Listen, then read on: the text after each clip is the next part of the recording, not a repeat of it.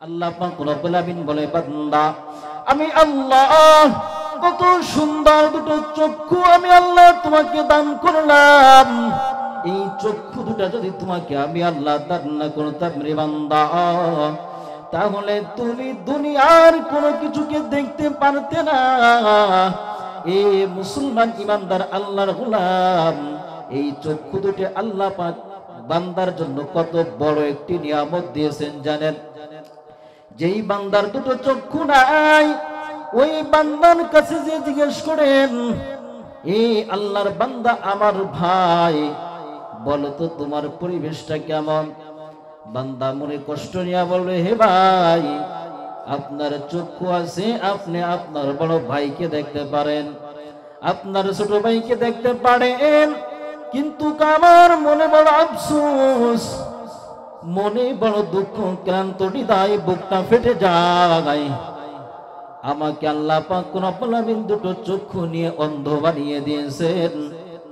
তুমি তো তোমার ভাইকে দেখতে পারো, তুমি তো তোমার বাবাকে দেখতে পারো, তুমি তোমার মাকে মা বলে দেখতে পারো, একটা ডাক দিতে পারো, কিন্তু আমার মনে বড় আশা, আমার মনে বড় আফসোস ছিল, আমিও আমার মাকে মা বলে ডাকবো, দেখবো, আমি আমার বাবাকে বাবা বলে ডাকবো, দেখবো।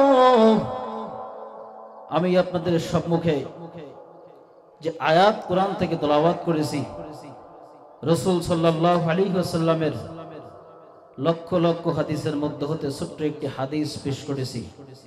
আয়াত ও হাদিসের সমন্বয় সংক্ষিপ্ত আলোচনা। আল্লাহ পাক রব্বুল আলামিন বলেন, الذي خلق الموت والحياة ليبلوكم أيكم أحسن عملا وهو العزيز الغفور।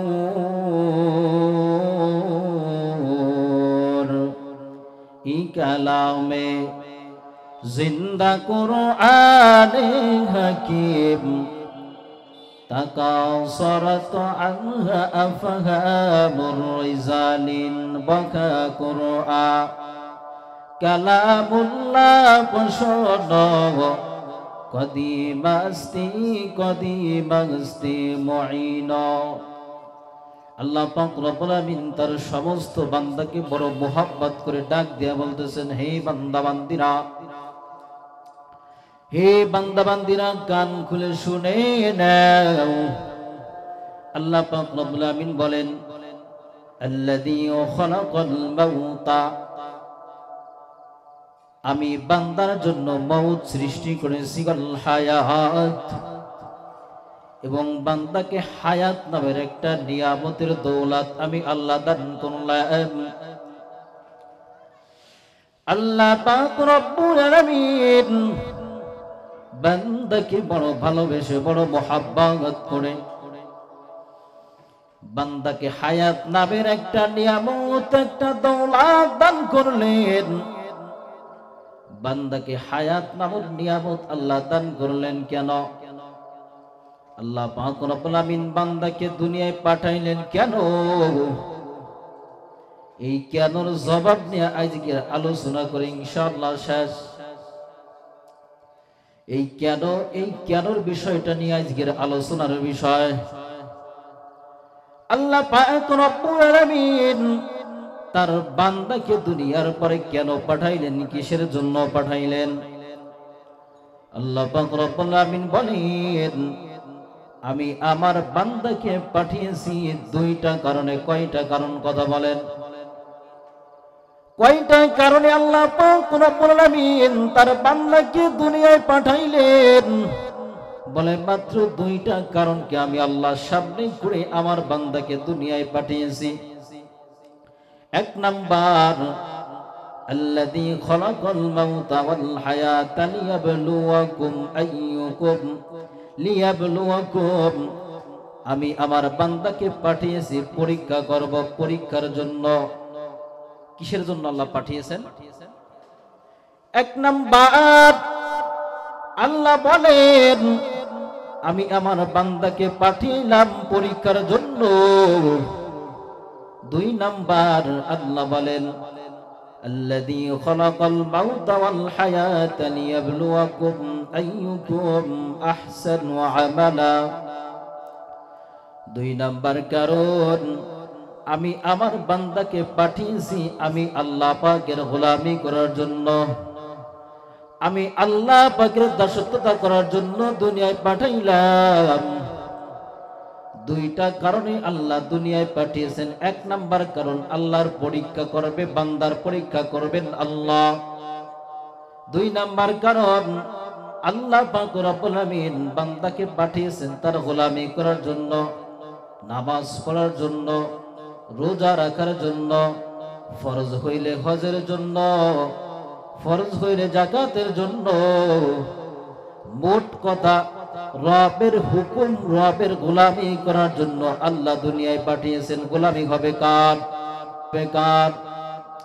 আল্লাহ পাক রব্বুল আমিন বলে, বান্দা তোমাকে কত সুন্দর নিয়ামত দ্বারা আমি আল্লাহ দুনিয়ার পরে সাজাইয়া দিলাম। আমি আল্লাহ তোমাকে কত সুন্দর দুটা চক্ষু দান করেছি। আলাম নাজআল লাহু আইনাইন ওয়া লিসানাহু ওয়া শাফাতাইন। আল্লাহ পাক রব্বুল আমিন বলে, বান্দা আমি আল্লাহ কত সুন্দর দুটো চক্ষু আমি আল্লাহ তোমাকে দান করলাম। এই চক্ষু দুটা যদি তোমাকে আমি আল্লাহ দান না করতাম রে বান্দা, তাহলে তুমি দুনিয়ার কোনো কিছুকে দেখতে পারতে না। এ মুসলমান ইমানদার আল্লাহর গোলাম, এই চক্ষু দুটো আল্লাহ পাক বান্দার জন্য কত বড় একটি নিয়ামত দিয়েছেন জানেন? যেই বান্দার দুটো চক্ষু নাই, ওই বান্দার কাছে যে জিজ্ঞেস করেন, এই আল্লাহর বান্দা আমার ভাই বলো তো তোমার পরিবেশটা কেমন? বান্দা মনে কষ্ট নিয়ে বলবে, হে ভাই আপনার চক্ষু আছে, আপনি আপনার বড় ভাইকে দেখতে পারেন, আপনার ছোট ভাইকে দেখতে পারেন, কিন্তু আমার মনে বড় আফসোস, মনে বড় দুঃখ, ক্লান্ত হৃদয়, বুকটা ফেটে যায়। আমাকে আল্লাহ পাক রব্বুল আমিন দুটো চক্ষু নিয়ে অন্ধ বানিয়ে দিয়েছেন।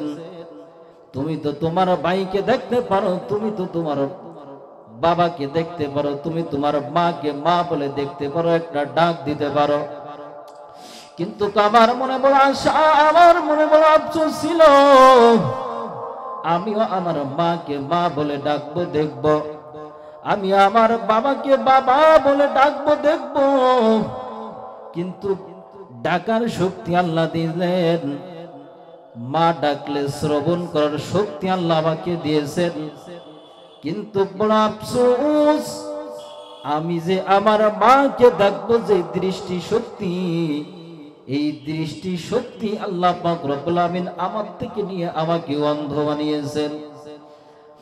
অথচ আল্লাহ পাক রব্বুল আমিন আমাকে আপনাকে কত সুন্দর দুটো চক্ষু দিয়েছেন। এই এক একটা চক্ষের ভিতরে আল্লাহ পাক রব্বুল আমিন 1,30,00,000 বাল্ব দিয়েছেন।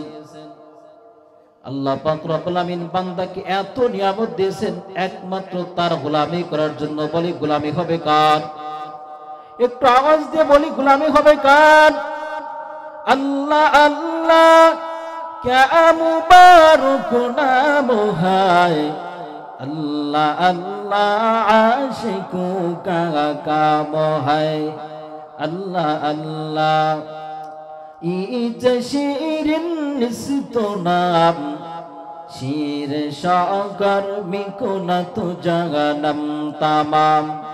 আল্লাহ আল্লাহ তু মেরা সত্তার হায়, আল্লাহ আল্লাহ তু মেরা গফফার হায়।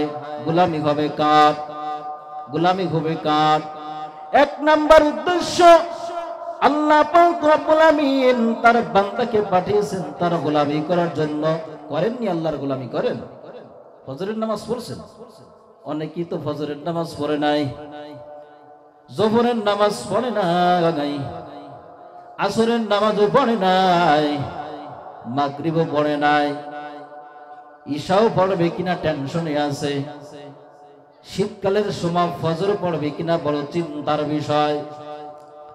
রাত ভর বয়ান শুনবে, আমলের বয়ান শুনবে, আমলের কথা শুনবে, কিন্তু আমল থেকে বান্দা বড় দূরে থাকবে।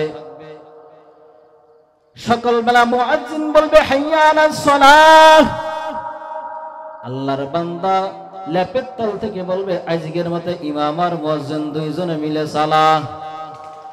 তাহলে এই ওয়াজ শুনে কি লাভ বলেন? এই বয়ান শুনে কি লাভ? কি হবে কি বলেন? যেই আল্লাহ বান্দাকে এতটুকু রহম করেছেন, এত রহমত দান করলেন, সেই রবের গোলামি আমার আপনার ভিতরে নাই, বড় আফসোস।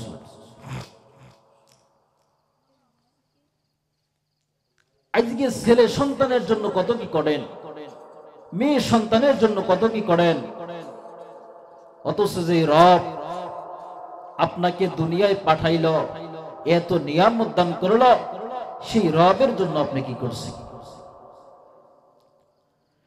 বাবা বিদেশ থাকে, বিদেশের বাড়ি প্রবাস, সন্তান ফোন দিয়ে বলছে বাবা টাকার তো অভাব নাই, বাবা আমার কোটি টাকার মালিক, সম্পদের অভাব নাই, কিন্তু বাবার কাছে একটা আবদার, বাবা আপনার তো টাকার অভাব নাই, বিদেশে থাকেন, আমাকে দামি একটা টাচ ফোন কিনে দেন, আমাকে দামি একটা ঘড়ি কিনে দেন, একসাথেই তো স্কুলে যাই, একসাথেই তো কলেজের বারান্দায় ঘোরাফেরা করলাম, আমাদের বন্ধুদের হাতে তো কত দামি দামি ফোন দেখা যায়, আইফোন 6, কত দামি দামি ফোন দেখা যায়, 50, 1,20,000, 1,70,000 দামি দামি ফোন দেখা যায়। আমার হাতে তো একটা দামি ঘড়িও নাই, একটা দামি ফোনও নাই, বড় কষ্ট পাই, আপনি আমাকে একটা ফোন কিনে দেন। বাবা চিন্তা করলো আমার তো টাকার অভাব নাই, বর্তমান সময়, বর্তমান যুগ বড় আপডেট সময়, সন্তান আবদার করছে, সমস্যা কি? টাকার তো অভাব নাই, দি সন্তানকে একটা আইফোন 6 কিনে দেই, 1,75,000 দিলাম, সন্তানকে একটা ফোন কিনে দিলাম, অথচ বাবা আপনি কি খোঁজ রাখেন আপনার সন্তান পড়ালেখার প্রতিষ্ঠানে গিয়া পড়ালেখার বই ছেড়ে দিয়া আপনার ওই সন্তান দেখা যায় দিন রাত 24 ঘন্টা ফেসবুকের পাতা ঠেলতেছে, ফেসবুকের বই পড়তেছে। ফেসবুক এটা ইংলিশ শব্দ, ফেসবুকের পাতা নিয়ে পড়ে আস, ফেসবুকের বই নিয়ে পড়ে আস। আপনি বাবা কিভাবে একটা বুদ্ধিমান মানুষ হইয়া, একটা সচেতন মহলের ব্যক্তি হইয়া কিভাবে সন্তানের হাতে আপনি একটা ফোন তুলে দিলেন? আমি বলে থাকি যেই সমস্ত বাবারা সন্তানের হাতে ফোন তুলে দিল, এই বাবাগুলো সন্তানকে ফোন দিল না, বরঞ্চ এই বাবাগুলো সন্তানের হাতে বিষের বোতল ধরিয়ে দিয়েছে। সন্তানকে ফোন না দিয়ে ওই সন্তানকে বিষের বোতল দিয়ে বিষ খাইয়ে মেরে ফেলে দিবেন, এর পরেও ভালো হবে, কিন্তু সন্তানকে খোদার কসম কেটে বলছি ফোন দিবেন না বাবারা, ফোন দিয়ে সন্তানকে ধ্বংস করবেন না। আল্লাহ পাক রব্বুল আমিন এই ফোন নামের গজব থেকে আমাদের সকলের বাচ্চাকে হেফাজত করুক, সকলে বলুন আমিন। দেখেন বাস্তবতা যেটা সেটা বলছি 5 মিনিট। বাস্তবতা যেটা, একটা মা একটা সন্তানকে ভালো বানানোর জন্য প্রাথমিক শিক্ষক হলো, ইমাম গারজালি রহমাতুল্লাহি আলাইহি বলেন তার মা হলো প্রাথমিক শিক্ষক। অথচ ছোট বাচ্চা যে মার বুকের দুধ খেয়ে বড় হইতেছে, লালিত পালিত হইতেছে, বাচ্চাতে দুধ খাইতেছে, মা গজবের ফোন নিয়ে পড়ে আছে। গভীর রাত্রে বাবা মা একত্রে শুয়ে আছে, মাঝখানে 2 বছরের সন্তান শুয়ে আছে, বাবা মা এইভাবে মোনাজাত ধরছে ফোন নিয়ে। এখন সে তো 2 বছরের বাচ্চা, তার সামনে যেটা করবেন ওইটাই তার অন্তরে ঢুকবে, এইটাই স্বাভাবিক। যার কারণে একটু যে বোঝা শিখে দাও, ফোন দাও আর নাই ভাত খাবো না, ফোন দাও আর নাই খানা খাবো না।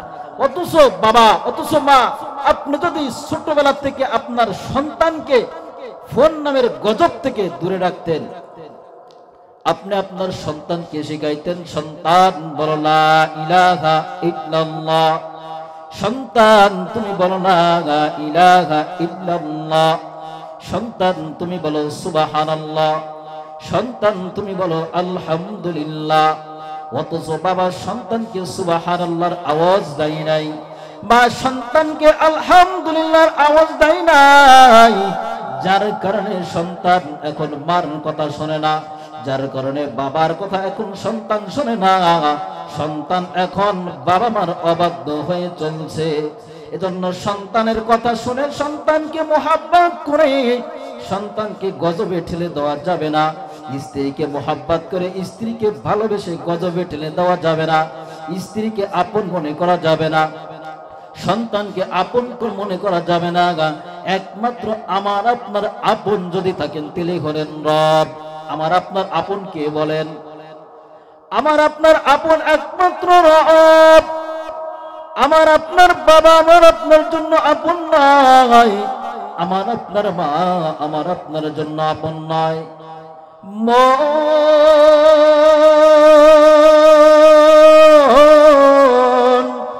কার লাগিয়া কান্দ দিবারাতি,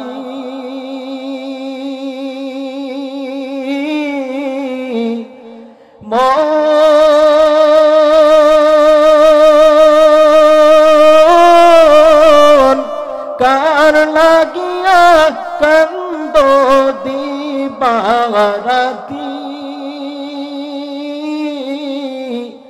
বেবে দেখো কেউ হবে না, বেবে দেখো কেউ হবে না তোমার সঙ্গের সাথী,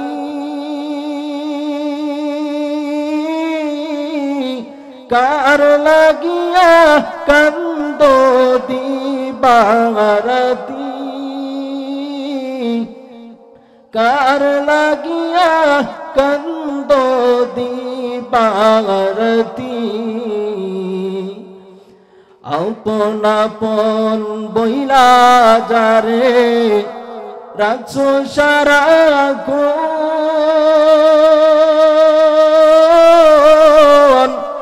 আসলে যে কেউ নাই তারা, কেউ নাই রে আপন।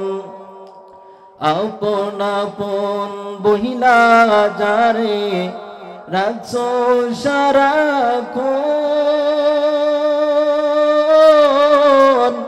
আসলে যে কেউ নাই তারা, কেউ নাই রে আপন। মন কার লাগিয়া কান্দ দিবারাতি। দুনিয়াকে আমরা সন্তানকে আপন মনে করি, সন্তান আমার আপন না। স্ত্রীকে আপন মনে করি, স্ত্রী আমার আপনার আপন নয়। স্ত্রী যদি আমার আপনার আপন হইতো তাহলে 30,000 টাকা দামের ফোন না দিলে স্ত্রী আপনার থেকে বিদায় নিত না। যদি আপনার সন্তান আপনার আপন হইতো তাহলে আপনি সন্তানকে একটা টিভি নামের গজব বাড়ি কিনে না দিলে আপনাকে সন্তান আপনার প্রতি রাগ হইতো না। এর মানে প্রমাণ করে দেয় সন্তান স্বার্থপর, আপনার স্ত্রী আপনার জন্য স্বার্থপর, একটা সন্তানের জন্য বাবা স্বার্থপর। স্বার্থে আঘাত লাগলে সন্তান বাবাকে চিনে না, স্বার্থে আঘাত লাগবে সন্তান বাবাকে চিনে না, স্বার্থে আঘাত লাগবে বাবা সন্তানকে চিনে না। সন্তান ইনকাম করতে পারে না, বাবা সন্তানের দিকে লক্ষ্য করে না, যদিও মা করে, কারণ মা তো পেটে রাখছে। দেখেন থানার ডায়েরি করে দেখেন কত সন্তান মার বিরুদ্ধে মামলা করছে, বাবার বিরুদ্ধে মামলা করছে। অনেক বাবা দেখা যায় মার বিরুদ্ধে মামলা, অনেক সন্তান দেখা যায় বাবার বিরুদ্ধে মামলা, বাবা দেখা যায় সন্তানের বিরুদ্ধে মামলা করছে। এজন্য দুনিয়ার কাউকে মোহাব্বত করা যাবে না, দুনিয়ার কারণ কথা মানা যাবে না, দুনিয়ার কারণ গোলামি করা যাবে না। একমাত্র গোলামি হবে আল্লাহর। আল্লাহ পাক রব্বুল আলামিন তাই বলেন, আল্লাযী খালাকাল মাউতা ওয়াল হায়াত الذي خلق الموت والحياة ليبلوكم أيكم أحسن عملا। আল্লাহ পাক রব্বুল আমিন বলে, বান্দা আমি আল্লাহ তোমাকে হায়াত নামের নিয়ামত দিয়েছি একমাত্র শুধুমাত্র কেবলমাত্র আমি আল্লাহর গোলামি করার জন্য, আমি আল্লাহর দাসত্বতা করার জন্য। এরপর আল্লাহ পাক রব্বুল আমিন বলেন, দুই কারণের এক কারণ, আমি আমার বান্দাকে পরীক্ষা করব। কি করবে বলেন? কোরআন থেকে দলিল নেন। আল্লাহ পাক রব্বুল আলামিন সূরা বাকারার 155 নম্বর আয়াতের ভিতর বলেন, ওয়ালা নাবলুওয়ান্নাকুম বিশাইইম মিনাল খাউফি ওয়াল জু' মিনাল খাউফি ওয়াল জু'i ওয়া নাকসিম মিনাল আমওয়ালি ওয়াল আনফুসি ওয়াস সামারাত وبشر الصابرين।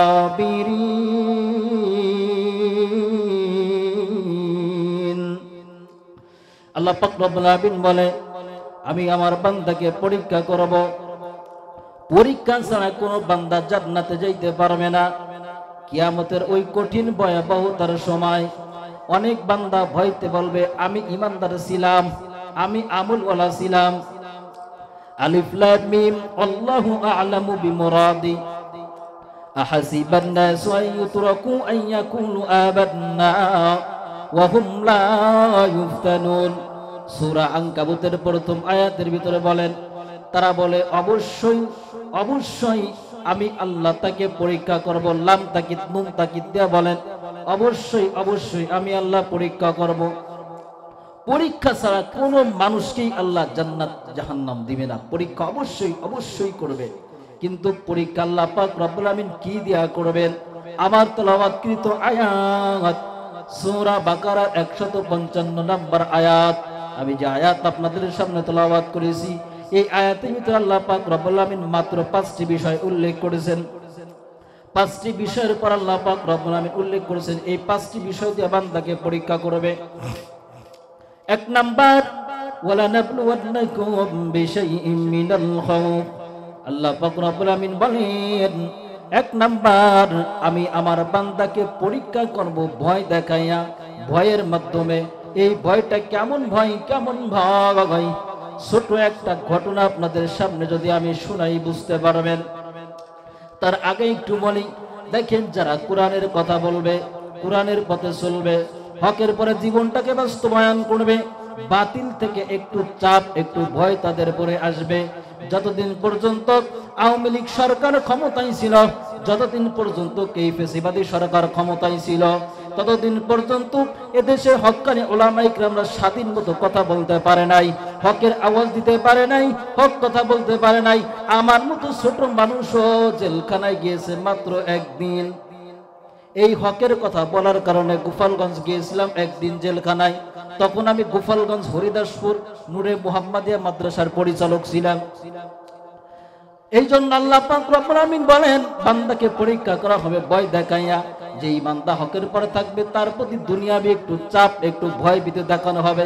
কিন্তু বান্দা যদি আল্লাহকে ভয় করে, বান্দা যদি আল্লাহকে মোহাব্বত করে, ওই বান্দা দুনিয়ার কোনো ভয়কে ভয় মনে করবে না। ওই বান্দা একমাত্র ভয় করবে কাকে বলেন?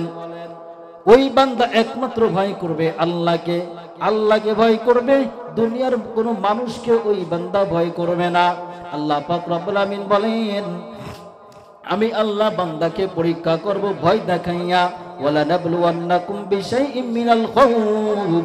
এক নাম্বার পরে ভয় দেখায় পরীক্ষা হবে। এবার ঘটনার দিকে যাই।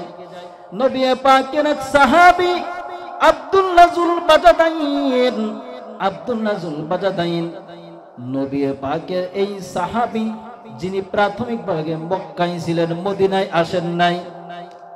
নবীজির বয়ান শুনে, নবীকে মোহাব্বত করে, নবীজির কথা শুনে নবীর হাতে হাত দিয়া কালিমা পড়ে নিছে, লা ইলাহা ইল্লাল্লাহু মুহাম্মাদুর রাসূলুল্লাহ।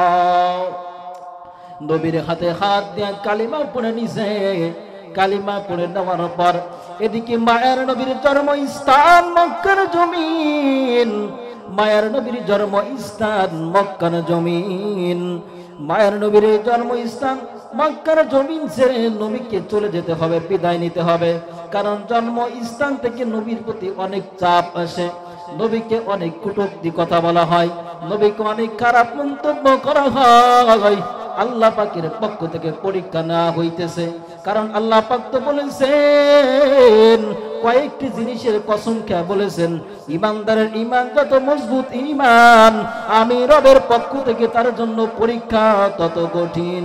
আসাদুন নাসি বালাআল আম্বিয়া, প্রত্যেকটা নবী রাসূলকে আল্লাহ পাক রব্বুল আলামিন পরীক্ষা নিয়েছেন, পরীক্ষার সম্মুখীন হয়েছেন। আমাদের নবীকে আল্লাহ পাক রব্বুল আলামিন অনেক পরীক্ষা নিয়েছেন।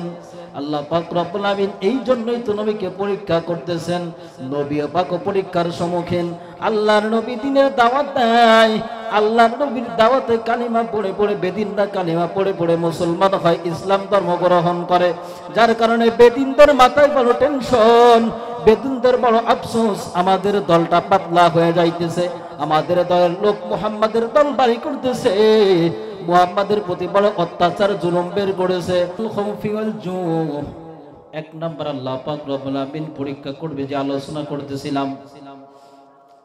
মায়ার নবী তার জন্মস্থান অনেক কথাবার্তার মন্তব্যের কারণে নবী বিদায় নিয়ে মক্কার জমিন থেকে হিজরত করে মদিনায় চলে গেলেন। নবীর সাহাবী আব্দুল্লাহ যুল বাজাদাইন চিন্তা করে, যেই নবীর হাতে হাত দিয়ে আমি কালিমা পড়ে নিলাম, যেই নবীকে এত মোহাব্বত করলাম, নবীর জন্য আমি জান প্রাণ দিয়ে নবীকে ভালোবেসেছি, আজকে সেই নবী যদি মক্কার জমিন ছেড়ে মদিনার জমিনে চলে যায়, তাহলে আমি আব্দুল্লাহর মক্কার জমিনে থেকে লাভ নাই। আমি আব্দুল্লাহ মক্কার জমিন ছেড়ে মদিনার জমিনে চলে যাব। বলা যাবে কি আল্লাহু আকবার। নবীকে কতটা ভালোবেসেছেন, নবীকে কতটা মুহাব্বত করেছেন। নবী মক্কার থেকে বিদায় নিয়ে মদিনায় চলে যায়, আব্দুল্লাহ যুল বাজাদাইন মক্কার থেকে বিদায় নিয়ে মদিনায় চলে যায়। আব্দুল্লাহ যুল বাজাদাইন মক্কার জমিনতে যখন বিদায় নিবে, আব্দুল্লাহ যুল বাজাদাইনের পিতা একজন গরিব মানুষ ছিল। আব্দুল্লাহ যুল বাজাদাইন একজন গরিব পিতার সন্তান ছিল, কিন্তু তার চাচা অনেক ধনী ছিল, অনেক টাকা অনেক অর্থ সম্পদের মালিক ছিল। আব্দুল্লাহর চাচা একজন ধনী ব্যক্তি, আব্দুল্লাহর হাত খরচ, আব্দুল্লাহর চরণীয় সবকিছু আব্দুল্লাহর চাচা বহন করতেন। আব্দুল্লাহর চাচা যখন কথাটা শুনছে, বাতিজা মুহাম্মাদের কালিমা পড়ে ইসলাম ধর্ম গ্রহণ করে নিছে, আব্দুল্লাহর চাচা বলে, বাতিজা তুমি দেখতেছো তোমার চাচার কত টাকা পয়সা, এই আরবের বুকে কত জায়গা জমি, কত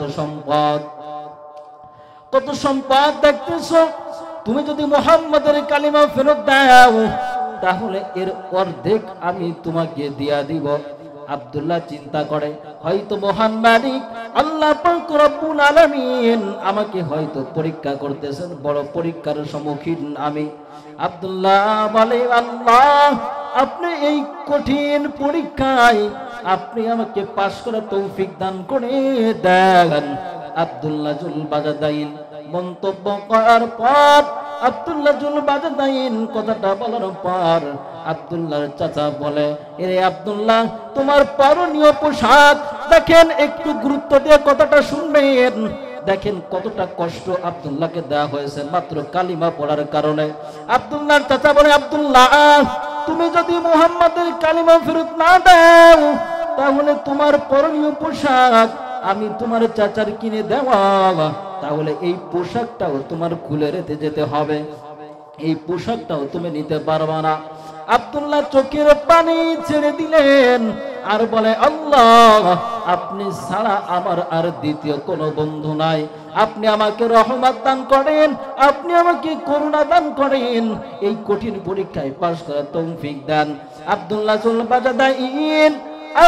যুল বাজাদাইন গভীর রাত্রে কাপড়টা খুলে মার দরজায় গিয়া ডাক দেয় কোমল সুরে, মা ও মা, তুমি যদি আমাকে দুনিয়ায় না আনতা আমি আব্দুল্লাহর দুনিয়ায় আসার কোনো ক্ষমতা ছিল না।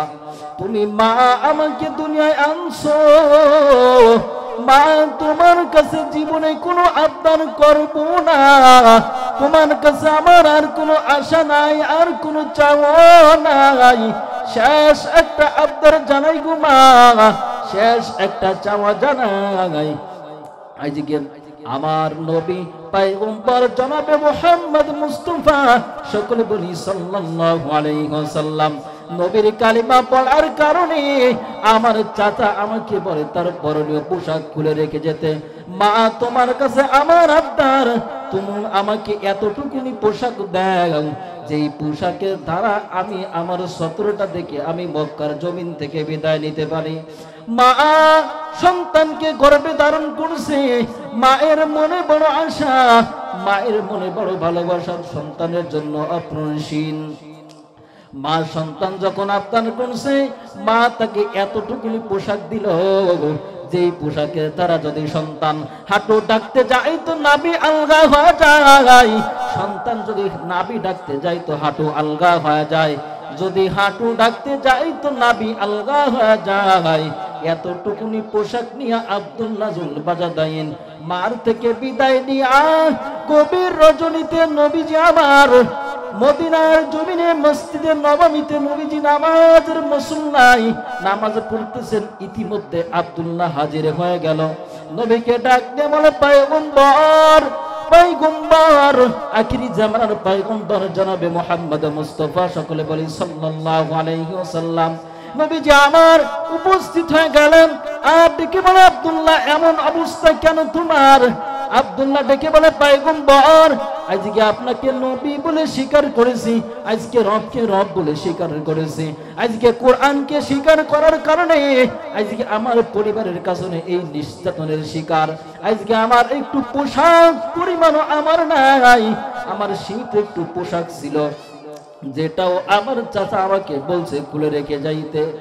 নবীজি আমার একমাত্র আপনাকে নবী বলে স্বীকার করার কারণে পয়গম্বর আব্দুল্লাহ জুলবাজাদাইনকে মোহাব্বত করে এবার পয়গম্বর নিজে তাকে দুইটা কাপড় দান করলেন। বলে, একটা তুমি গায়ে জড়াও, আরেকটা তুমি পরিধান করো। এই দুইটা কাপড় দেওয়ার পরে আব্দুল্লাহর নামকরণ করা হলো আব্দুল্লাহ জুলবাজাদাইন। আমি যে কথাটা আপনাকে বোঝাইতে চাই, এর কারণ কি? একমাত্র আল্লাহকে ভালোবাসছে, নবীকে ভালোবাসছে, যার কারণে এই নির্যাতনের শিকার সে হয়েছে। আজকে যদি আল্লাহকে ভালো না বাসতো, আজকে যদি নবীকে ভালো না বাসতো, আজকে যদি কোরআনকে ভালো না বাসতো, তাহলে হয়তো দুনিয়ায় সে রাজার খালে বসবাস করতে পারতো। আমি আগে কথার দিকে ফিরে যাই। আল্লাহ আমাকে দুনিয়ায় পাঠিয়েছেন দুই কারণ। বলে, কয় কারণ? দুই কারণে আল্লাহ দুনিয়ায় পাঠিয়েছেন। দ্বিতীয় নাম্বার কারণ, দুই কারণের এক কারণ, আল্লাহ বান্দাকে পরীক্ষা করবে। পরীক্ষা করবে বলেছিলাম পাঁচটি জিনিসের মাধ্যমে। পাঁচটি জিনিস দ্বারা, পাঁচটি বলা তো সময় হবে না, আর একটা সংক্ষেপে বলে যাই। আল্লাহ পাক রব্বুল আমিন বান্দাকে পরীক্ষা করবেন। ওয়ালা নাবলুওয়ান্নাকুম বিশাইইম মিনাল খাউফি ওয়াল জু। দ্বিতীয় নাম্বার, আল্লাহ পাক রব্বুল আমিন বলেন, আমি আমার বান্দাকে পরীক্ষা করব ক্ষুধার যন্ত্রণায় রাইখা। যেই বান্দা আমি আল্লাহকে ভালোবাসবে, যেই বান্দা আমি আল্লাহর প্রতি বিশ্বাস স্থাপন মজবুত রাখবে, যার ঈমান মজবুত থাকবে, ওই বান্দা ক্ষুধার যন্ত্রণায় থাকার কারণে ওই বান্দা সুদ আনতে যাবে না, ওই বান্দা গ্রামীণ ব্যাংকের কাছে যাবে না, ওই বান্দা টাকা দিয়ে টাকা লাগাবে না, ওই বান্দা যদি খাবার না থাকে একমাত্র বিশ্বাস করবে আল্লাহর দিকে। কারণ আল্লাহ পাক রব্বুল আমিন দুনিয়ায় তার বান্দাকে পাঠিয়েছেন, রিজিকের ব্যবস্থা আল্লাহ করেছেন। আল্লাহ পাক রব্বুল আমিন বলে, বান্দা তোমার যদি খাবার না থাকে তাহলে তুমি সুদের কাছে যাও না, খাবারের কাছে তুমি আমি আল্লাহর কাছে চাও, সুদের কাছে যাও না। অতি গভীর হয় রজনী যখন, নীরবে প্রভুর নাম জপিও তখন। অতি গভীর হয় রজনী যখন, নীরবে প্রভুর নাম জপিও তখন। প্রভুর করুণা যদি পাইবারে চাও, গভীর রাতে উঠে প্রভুর গুণগান গাও। আল্লাহ দুনিয়ায় পাঠিয়েছেন আমাকে, চাইতে হবে কার কাছে? এখন তো লাখ লাখ টাকার মালিক হয় কিভাবে? সুদের ভরে টাকা লাগে। লাখ লাখ টাকার মালিক হয় কিভাবে? হারাম টাকা দিয়া। আপনার চিন্তা করা দরকার যে রব আমাকে পাঠিয়েছেন, আমার খাবার নাই, আমি তো রবের কাছে চাই, আর এখন খাবার নাই, এরকম মানুষ এই দুনিয়ায় আছে? আছে এরকম মানুষ? বেটা, গজবের মোবাইল বিক্রি করো, এখন যার ঘরে একটা বালিশ নাই তার ঘরে দুটো গজবের ফোন আছে। সুদের টাকা খাইতে খাইতে বাড়ি 5 তলা বিল্ডিং বানিয়েছ কেন? আল্লাহ পাক রব্বুল আলামিন আপনাকে হালাল টাকা দিতে পারে না? তা আপনি সুদের কাছে কেন গেলেন? সুদের কাছে কেন গেলেন আপনি? আল্লাহর কাছে ডেকে বলেন, মালিক, দুনিয়ায় তো আপনি পাঠিয়েছেন, আমার রব তো আপনি ছাড়া আর কেউ নাই, আপনি তো আমার রব। কষ্টে রাখলেও আপনি, দুঃখে রাখলেও আপনি, আপনি আমার প্রতি সহায়তা দান করেন, আপনি আমাকে হালাল রিজিক দান করেন। আল্লাহ পাক রব্বুল আমিন বলেন, ওয়ালা নাবলুওয়ান্নাকুম বিশাইইম মিনাল খাউফি ওয়াল জু। 2 নাম্বার খোদার যন্ত্রণা দিয়ে আল্লাহ পরীক্ষা করবেন, দেখবে বান্দা খোদার কারণে সুদের টাকায় হাত দেয় কিনা, বান্দা খোদাই তাইকা বান্দা চুরি করে কিনা, বান্দা খোদাই তাইকা বান্দা ডাকাতি করে কিনা। 2 নাম্বার কারণ শুনাইলাম। এরপরে আল্লাহ পাক রব্বুল আমিন বলেন, ওয়ালা নাবলুওয়ান্নাকুম বিশাইইম মিনাল খাউফি ওয়াল জু'i ওয়া নাকসিব মিনাল আমওয়ালি ওয়াল আনফুসি ওয়াস সামারাত। এখানে 2টা জায়গায় আল্লাহ পাক রব্বুল আমিন 2টা কথা উল্লেখ করেছেন, মাল সম্পদ। তবে 2টা মালের উদ্দেশ্য 2 দিক। একটা হলো আল্লাহ পাক রব্বুল আমিন পরীক্ষা করবে বান্দার ফসল আদি নষ্ট করে। এই ধানের সময় আসছে না, অনেকে ধানে সিটে হয়ে যাবে, আর অমনি বান্দা শিরকি একটা কথা বলবে যে এবার আমার ধান শেষ, যদি এই ধানটা ভালো মতো না হয় তো আমি এই বছর কিভাবে কাটাইব। একটা মন্তব্য, শিরকি মন্তব্য। হে মিয়া, যে আপনাকে ধান দিয়েছে, ধান ছিনিয়ে নিয়েছেন, আপনাকে রিজিকও তো সে দান করবে, তো আপনি একটা শিরকি মন্তব্য করার কি দরকার কি আপনার? দ্বিতীয় আরেকটা উদ্দেশ্য, আল্লাহ পাক রব্বুল আমিন জিহাদের ময়দানে ডাক দিয়ে তার সন্তানকে হয়তো দুনিয়া থেকে বিদায় করবে। জিহাদের সময় ডাক দিবে, অনেক সন্তান জিহাদের ময়দানে গিয়ে শহীদ হয়ে যাবে, কিন্তু বাবা মা সহ্য করতে পারবে না। বলা হয় ওই সময় যদি কোনো বাবা মা ধৈর্য ধারণ করতে পারে, জিহাদের জন্য সন্তানকে বিদায় করতে পারে, আল্লাহ পাক রব্বুল আমিন বলেন ওই বাবাকে, ওই মাকে আল্লাহ পাক রব্বুল আমিন বিনা হিসাবে জান্নাত দান করবে। সংক্ষেপে আরেকটা বলে যাই, আল্লাহ পাক রব্বুল আমিন বলে, আমি বান্দাকে পরীক্ষা করব ধৈর্যের দ্বারা। ধৈর্যের দ্বারা আল্লাহ পাক রব্বুল আমিন বান্দাকে পরীক্ষা করবে। ধৈর্য বড় দামি এক সম্পদ।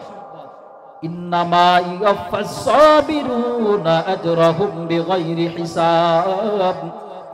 আল্লাহ পাক রব্বুল আমিন বলেন, যেই বান্দা ধৈর্য ধারণ করবে, আল্লাহ পাক রব্বুল আমিন ওই বান্দাকে বিনা হিসাবে জান্নাত দান করবে। বলা যাবে কি সুবহানাল্লাহ। ধৈর্য ধারণ করতে হবে কোন সময়? বলে মুসিবত আসলে। আর মুসিবত দেয় কে? আল্লাহ পাক রব্বুল আমিন মুসিবত দেয় বান্দাকে পরীক্ষার জন্য। মুসিবত দিয়া আল্লাহ পাক রব্বুল আমিন বান্দাকে পরীক্ষা করে। আর যেই জায়গায় মুসিবত আসে ওই জায়গায় আল্লাহর রহমত আসে।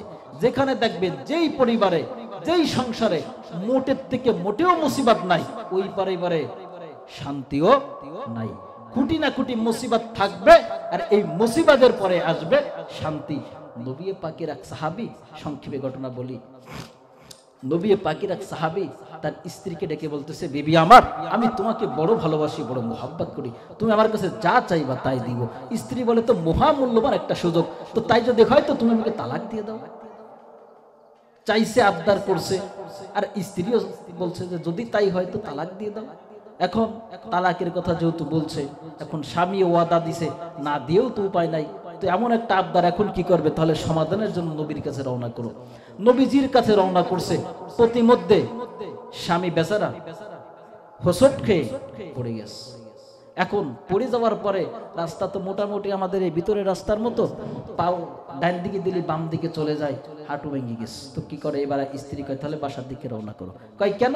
তুমি না বললা তালাক চাইলা, সমাধানের জন্য নবীর কাছে যাইতে হবে, তালাক দিব, তো এখন আবার তুমি এদিকে যাও কেন? কয় আমি আপনার ঘরে যতদিন আসছি কোনো মুসিবত দেখি নাই, আর যেখানে মুসিবত নাই সেখানে আমিও নাই। মুসিবত আসছে, আল্লাহর রহমত আসছে, আমি কথাটাকে উইথড্র করে নিলাম। এজন্য মুসিবত দেয় আল্লাহ বান্দার ভালোর জন্য, বান্দার মঙ্গলের জন্য। যে কথাগুলি বললাম, আল্লাহ পাক রব্বুল আমিন এই কথাগুলিকে আমাকে আমল করার তৌফিক দান করুক, আপনাকে আমল করার তৌফিক দান করুক। নাসরুন মিনাল্লাহি ওয়া ফাতহুন করিব। আসসালামু আলাইকুম ওয়া রাহমাতুল্লাহি ওয়া বারাকাতুহু।